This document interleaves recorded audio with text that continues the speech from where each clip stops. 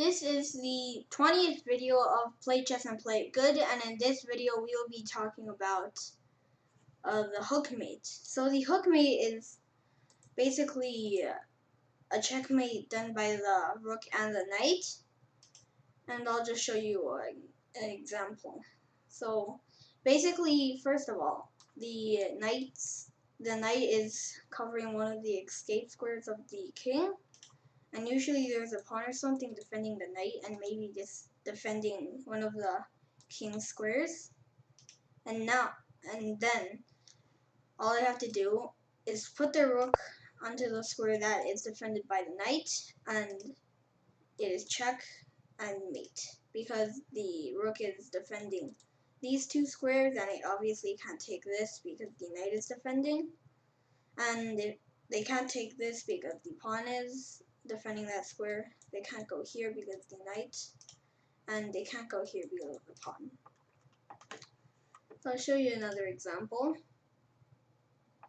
which is kind of the same, but there doesn't always have to be like a piece guarding one of the, like here, the e6 square or something. It's not that clear, but I'll show you.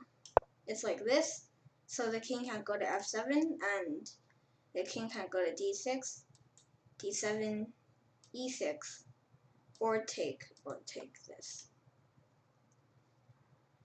So there are also some games that I took, like some real games, and they're pretty old, but are still pretty interesting. So in this position, it's black to move, and black is losing. Black is gonna get mated, but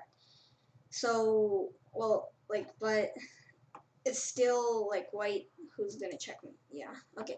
So the rook has to move somewhere, or because white first moved his knight to g6, threatening rook h8 checkmate. So black has to move his rook somewhere to let the king go to f7. So, well, in the real game, black just resigned here because there's going to be a mate in 2 anyways.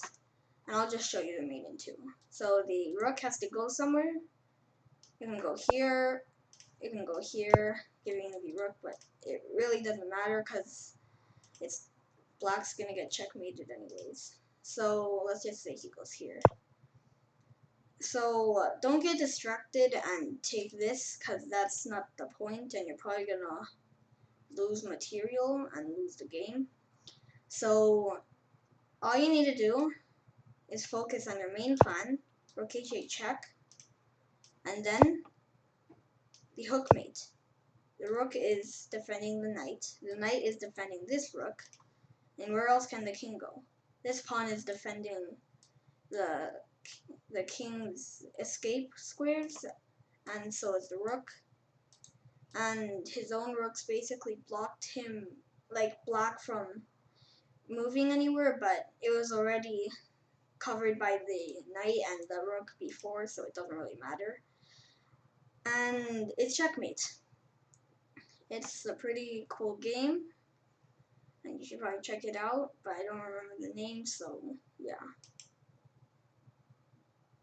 So this one is just a little fun example, and it's kind of like it still has a tactic in it, so I recommend you to pause the video and try to figure out the tactic. So I'll give you a few seconds. Okay, so the answer to this tactic is bishop g1. So bishop g1 gives the bishop to white, but where can the king go? It can't go here because the knight is defending that.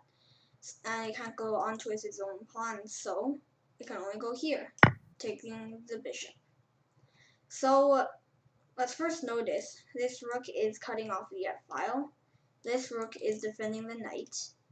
So you go here. It's defending the rook. And where can the king go? As I said before, the rook is defending the f file. So it can only go to one square, and it is this square. So king h2, and then checkmate comes. So the hookmate is pretty cool, and it's pretty easy to understand if you look at it more. And subscribe to my channel, 26 Diagonals. Give the video a like, and bye!